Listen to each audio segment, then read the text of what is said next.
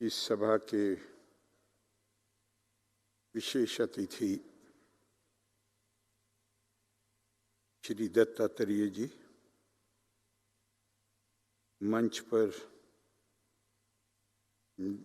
प्रकाशक, लेखक, संचालक महोदय, मैं जानबूझ के नाम इसलिए नहीं ले रहा हूँ कि मुझे सबके नाम मालूम नहीं है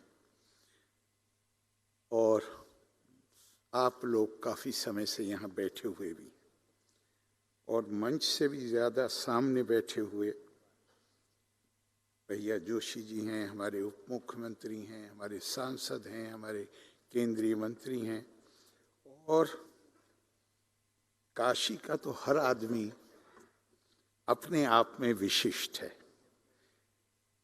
सभी भाई और बहनों, सबसे पहले हेमंत शर्मा जी को बहुत धन्यवाद आमंत्रित करने के लिए। मैं सबसे पहले काशी आया जिस साल में अलीगढ़ मुस्लिम यूनिवर्सिटी में छात्र संघ का अध्यक्ष था और मेरे दिल में एक बात आई कि अगर कोई और भी नहीं तो कम से कम देश में 4 केंद्रीय विश्वविद्यालय हैं, हमारे बीच में तो सामंजस्य कुछ स्थापित होना चाहिए। और उस वक्त जब हम बनारस हिंदू यूनिवर्सिटी आए और अलीगढ़ में एक सम्मेलन किया, हमने कहा कि चूंकि हमारा पहले से कुछ संबंध नहीं है तो खुद जाएंगे उनको निमंत्रण देने के लिए।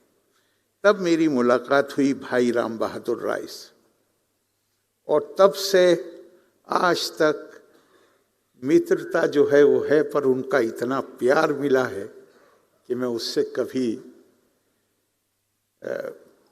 उसका कभी हक शायद अदा नहीं कर सकता। हेमंत जी से भी बहुत ज़माने से ताल्लुक़ है। तो काशी क्या, मैं पढ़ता गया तो इतने नाम हैं काशी के। अच्छा, मुझे आज ये भी पहली बार पता चला कि माननीय राजनाथ सिंह जी का भी असल ताल्लुक काशी से ही। मैं इन्हें मिर्जापुर का समझा करता था आज से पहले। तो काशी के बहुत नाम हैं, अन्नदायिनी, ज्ञानदायिनी, मोक्षदायिनी। काशी महादेव की नगरी, अन्नपूर्णा की नगरी, मां पार्वती की नगरी। लेकिन इतने नाम हैं, मैं तो 3 लिए हैं सिर्फ, कि ये लिखा है कि काशी अवर्णीय है। आपने बताया कि कई किताबें लिखी गई, काशी अवर्णीय है, अतुलनीय है, अलंघ्य है, अद्वितीय है, चिरंतन है, चिंतन है, युगपदी है, अध्यात्म है, जीवन है, मृत्यु है, उत्सव है, अद्भुत है काशी, कोई संदेह नहीं इसमें।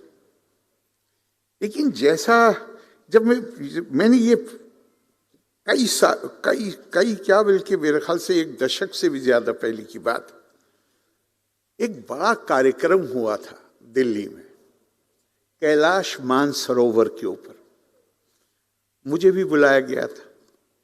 मुझे याद आज जब मैं आ रहा था उस वक्त मुझे ध्यान आया कि वहाँ उस वक्त मैंने पढ़ा था।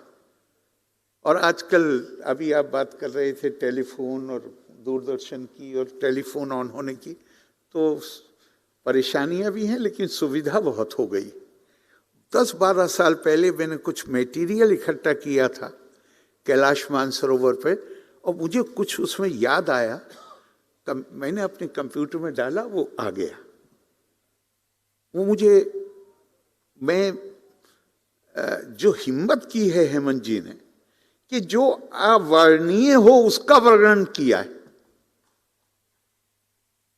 तो मुझे कुछ दिमाग में आया कि कैलाश के लिए ये लिखा, मैंने कहीं पढ़ा था कि कैलाश का आरोहण नहीं किया जा सकता।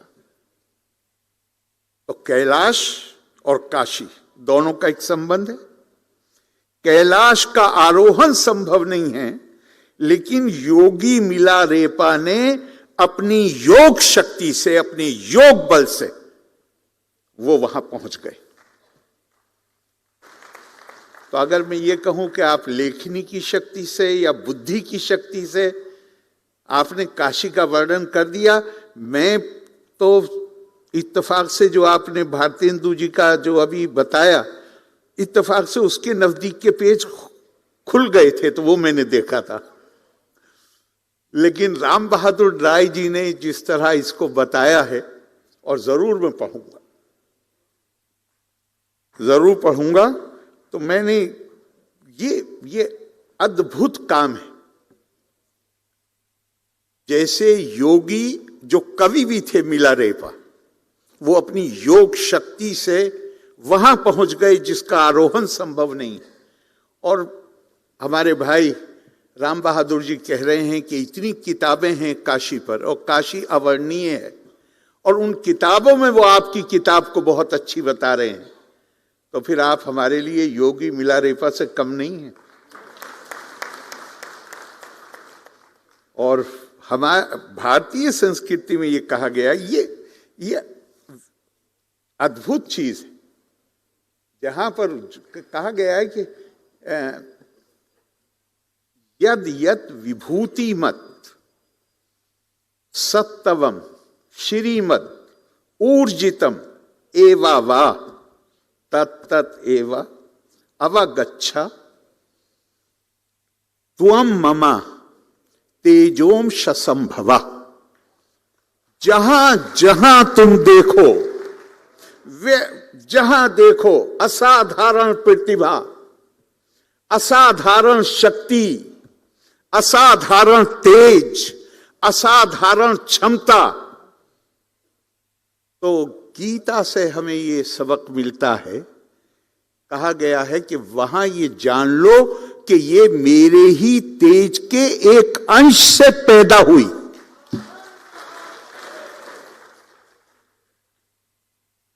तो आपको इस असाधारण कीर्ति के लिए मैं एक बार फिर आपको बहुत बहुत बधाई देता हूं। और मुझे इसमें बिस्मिल्लाह खां का एक वाक्य है जो मुझे बहुत ही अच्छा लगा। मुझे पता नहीं कि आपकी किताब में है या नहीं, लेकिन बिस्मिल्लाह खां ने कहा, वो तो शहनाई वादक थे, पूरी दुनिया में घूमते थे, कहते हैं मैं दुनिया में कहीं जाता हूं तो मुझे भारत नजर आता है, और भारत में कहीं भी जाता हूं तो मुझे काशी नजर आती है। कमाल की बात कही। अब ये मुझे पता नहीं कि बिस्मिल्लाह खां साहब ने क्या सोच के ये उन्होंने वक्तव्य दिया, लेकिन ये इतना सार गर्भित वक्तव्य है। चूंकि काशी केवल वो नहीं है कि अन्नदायिनी है, ज्ञानदायिनी है, मोक्षदायिनी है। काशी भारत की संस्कृति का एक तरह से अगर हम कहें तो उसके सार का प्रतिनिधित्व करती, उसकी अभिव्यक्ति। जबरदस्त उन्होंने बात कही है। और नाम तो जैसे यहां बैठी हुई विभूतियों का नाम गिनाना संभव नहीं। काशी ने जो विभूतियां पैदा की हैं उन सब को लेके, लेकिन अगर हाल के ही सालों में देखें तो इंसान, मानव का जो मानस है वो ऐसा है कि उसे आप स्वर्ग में भी पहुंचा दीजिए तो वो 10-15 दिन बाद या महीने भर बाद उससे उब जाएगा, कहेगा नहीं दूसरा भी कुछ चाहिए भाई, सिर्फ अकेले ये नहीं। इसलिए हम उसके महत्व को देखने से इनकार कर देते। लेकिन भारत में जो पुनर्जागरण, रिनेसां का काम शुरू हुआ, देखिए हमें कुछ चीजें ऐसी हैं जिसे स्वीकार करने में कोई हिचक नहीं करनी चाहिए। मेरे मस्तिष्क में ये सवाल बार बार आता था कि भारत की पहचान दुनिया में विद्या ज्ञान के केंद्र के रूप में थी, जो मध्यकालीन युग है उससे भी पहले। तो हमारी इतिहास ने हमारी इतनी दुर्दशा क्यों बनाई? और इस प्रश्न का जवाब स्वामी विवेकानंद और खास तौर से स्वामी रंगनाथानंद जी, जो रामकृष्ण मिशन के कई साल तक मुखिया रहे, उन्होंने कहा कि हम भारत के लोग, बल्कि एक और है, मुझे अभी भी ध्यान आया, एक जगह कहा गया, शतपथ ब्राह्मण में कहा गया, भरतो अग्नि इत्याहु, भारत के लोग उन लोगों के वंशज हैं जो भरत नाम की अग्नि के उपासक थे, इसलिए तेज उनका स्वाभाविक गुण है। जिसका स्वाभाविक गुण तेज होगा वो किस चीज में पारंगत होगा? वो विद्या में पारंगत होगा, वो ज्ञान में पारंगत होगा। हमारी पहचान पूरी दुनिया में उस वक्त जब अभी यूरोप का रिनेसां शुरू नहीं हुआ था पूरी तरह, 10वीं 11वीं शताब्दी में, जब दमिश्क में और बगदाद में बौद्धिक सरगर्मियां कार्य बहुत हो रहे थे, जिसकी शुरुआत भी हुई थी भारतीय पुस्तकों के अनुवाद के साथ, सूर्य सिद्धांत के अनुवाद के साथ हुई थी। बात को तो उन्होंने यूनानी किताबें भी हासिल कर ली। आप उस दौर की 10वीं 11वीं शताब्दी के अरब हिस्टोरियंस को पढ़िए। वो कहते हैं दुनिया में 5 सभ्यताएं हैं। ईरान की सभ्यता अपनी शान शौकत, अपने वैभव के लिए जानी जाती। चीन की सभ्यता अपने कौशल, अपने शासकों के प्रति आज्ञाकारी भाव, उसके लिए जानी जाती। रोम अपनी सुंदरता के लिए, तुर्क अपनी बहादुरी के लिए, और दुनिया में भारत की सभ्यता अकेली सभ्यता है जो ज्ञान और प्रज्ञा के संवर्धन के लिए जानी जाती है। तो ये बात स्वामी रंगनाथानंद जी ने कही है, और उन्होंने कहा कि हम मां सरस्वती के उपासक थे, लेकिन जिस दिन हमने ज्ञान के दरवाजे अपने ही लोगों पर बंद किए, हम खलनायक बन गए मां सरस्वती के, और वहां से हमारा पतन शुरू हुआ। तो अब हम जब भारत के पुनर्जागरण पर नजर डालते हैं, तो मुझे ये कहने में जरा भी हिचक नहीं है, जो भी थोड़ा बहुत मेरा अध्ययन, कि बंगाल से शुरू होने वाला पुनर्जागरण की प्रक्रिया, उसको बनारस में बड़ा बल मिला है, उसमें कोई शक की बात नहीं। मैं आधुनिक जो पिछले 100-200 साल की बात कर रहा हूं, महामना मदन मोहन मालवीय का कारनामा, इतने साहित्यकार पैदा किए। मैं अभी पूछ रहा था माननीय राजनाथ सिंह जी से, क्या किसी और शहर में भी इतने पद्मश्री हैं? मुझे नहीं पता, मैं तो उनसे पूछ रहा था कि क्या किसी और शहर में भी इतने पद्म। हेमंत जी ने जो गिनाना शुरू किया, मैं सारे पद्मश्री जो हैं उनको प्रणाम करता हूं, और बाकी सबको भी। तो ये गिनती मुश्किल है।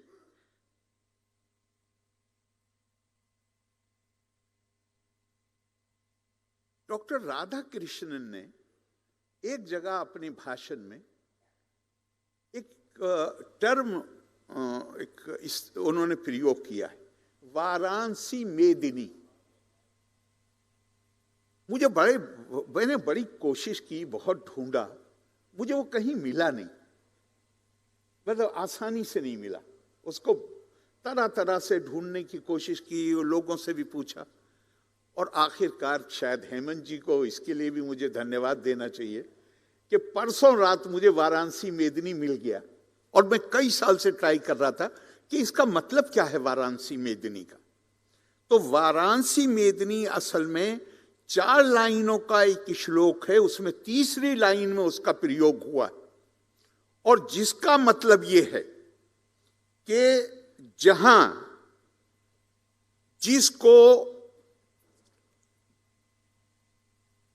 सत्य की अनुभूति हो जाए, या गीता के शब्दों में जिसको ब्रह्म संस्पर्श हो जाए, उसके लिए सारी दुनिया वाराणसी मेदिनी हो जाती। जिसको सत्य का अनुभव हो गया। यस्तु सर्वाणि भूतानि आत्मन्ये वानु पश्यति सर्वभूतेषु चात्मानं ततो न विजु गुप्त से। गुरुदेव रविंद्रनाथ टैगोर ने नोबेल प्राइज लेते वक्त कहा, मैं इस संस्कृति का प्रतिनिधित्व करता हूं जो हमें यह बताती है कि अपने आप को औरों में देखो और औरों को अपने आप में देखो। Try to see self in others, train your mind in others in you. जिस आदमी ने अपने मस्तिष्क में या अपने आप को यह प्रशिक्षण देने में कामयाब हो गया, कभी संभव है कि वो किसी दूसरे के पैर पर अपना पैर रख सकता है? ये मैंने एक और भी जगह कहा था कि हम ये भूल गए कि ये हमारी जो संस्कृति है भारत की, इसका एक यूनिवर्सल सार्वभौमिक कल्पना, जहां व्यक्ति को जो उसके जन्म से संबंधित आधार हैं उसकी बुनियाद पर नहीं नापा जाता, उसकी बुनियाद पर जजमेंट नहीं होता। दुनिया में जो संस्कृतियां हैं वहां पर या तो आपकी त्वचा का रंग, आप गोरे हैं, काले हैं, पीले हैं, क्या हैं, उससे, या आप क्या भाषा बोलते हैं, या आप जिसको भी मानते हैं, जिस फेथ ट्रेडिशन को, जिस पद से आपका वास्ता है, उसमें किस तरीके से आप अपने पूजा पाठ करते हैं, अपनी इबादत करते हैं, उससे संस्कृतियों को परिभाषित किया गया। भारत में इनमें से किसी चीज का भी इस्तेमाल नहीं हुआ संस्कृति को परिभाषित करने के लिए। यहां तो शंकराचार्य से जब कम उम्री में ही उनके गुरु ने पूछा कि तुम हो कौन भाई, मुझे ढूंढते हुए आए हो? तो अपना नहीं बताया कि मैं ही हूं जिसको ढूंढते हुए आए हो। पूछा हो कौन? मनोबुद्ध अहंकार चित्तानी ना, ना मैं ये हूं, ना मैं ये हूं, ना मैं ये हूं, ना मैं ये हूं। चैतन्य आत्मा। भगवान राम जिस रात को जंगल जा रहे, अगले दिन सुबह को जंगल जाना था, रात में छोटे भाई लक्ष्मण ने अपना संतुलन खो दिया, गुस्से में आ गए, पिता के लिए ऐसे शब्दों का प्रयोग किया जो पुत्र को कदाचित नहीं करना चाहिए। भगवान राम सुनते रहे, कहा पिता हमारी मुसीबतों के लिए जिम्मेदार।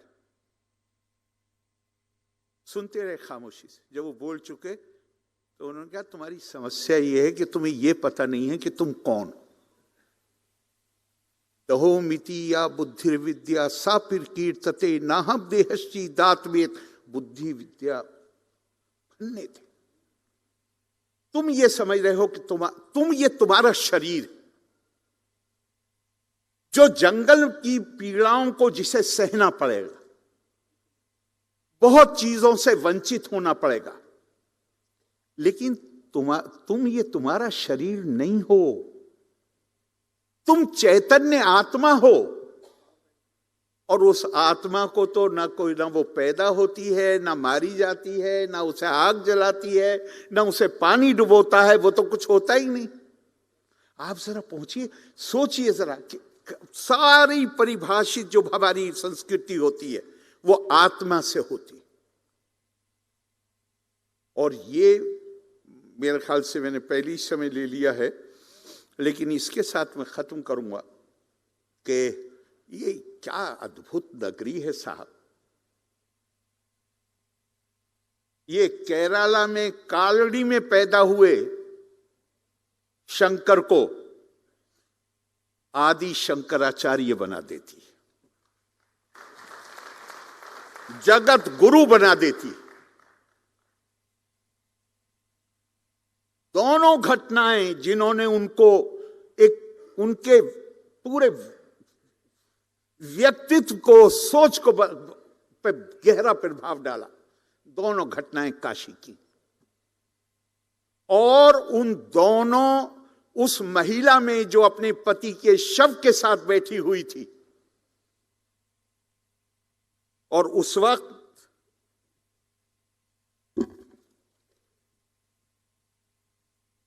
शंकराचार्य अद्वैतवादी ब्रह्मवादी थे। और वो कहती है, शव के साथ बैठी हुई, शिष्य कहते हैं भी शव हटा लो, वो उस ध्यान ही नहीं देती। खुद शंकर आगे आते हैं, कहते हैं देवी इसको हटा लो, हमें रास्ता दे। तो शव से ही कहिए ना कि यहां से हट जाए। और वो उसके बाद ये वाक्य सुन के जो उन पर असर हुआ, वहीं समाधि लगा के बैठ गए। ये वो शहर है, वो नगरी है ये, जहां एक साधारण व्यक्ति, अब तो मैं पिछले 1 साल में तो नहीं गया हूं, लेकिन बनारस अपनी तंग गलियों के लिए भी मशहूर था। तो गली तंग थी, घाट से नहा के आ रहे थे,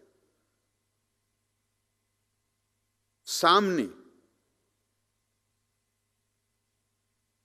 जो शब्द प्रयोग हुआ है वही मुझे करना चाहिए कि एक चंडाल अपने 5 कुत्तों को लेकर खड़ा हुआ था किनारे।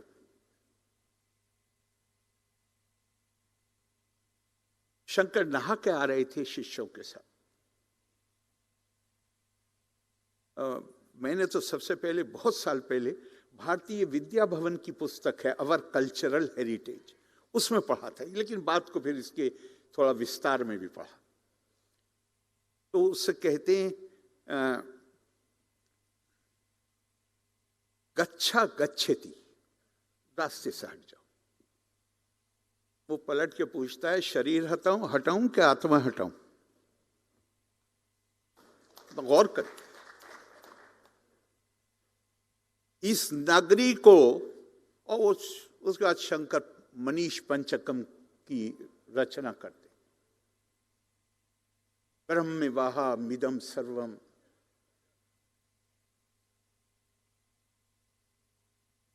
जगत सकलम चिन्मात्र विस्तारितम, सर्वम चैतत विद्याया त्रिगुणाया शेषा मया कल्पितम, इत्थम यस्य दृढ़ा मति सुक्तरे नित्या परे निर्मले, चंडालोस्तु द्विजोस्तु गुरु रितेशा मनीषा मम।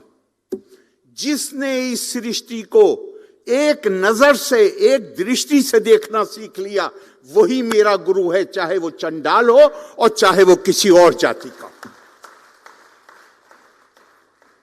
तो इस नगरी ने अगर शंकर को जगत गुरु आदि शंकराचार्य बनाया, इस नगरी के एक आम आदमी को उस आदि शंकराचार्य जगत गुरु ने अपना गुरु स्वीकार किया। तो इस नगरी की क्या शान है, और मुझे पूरा विश्वास है कि वो शान आपकी किताब में बयान की गई है, और हम उस किताब को बहुत चाव से पढ़ेंगे।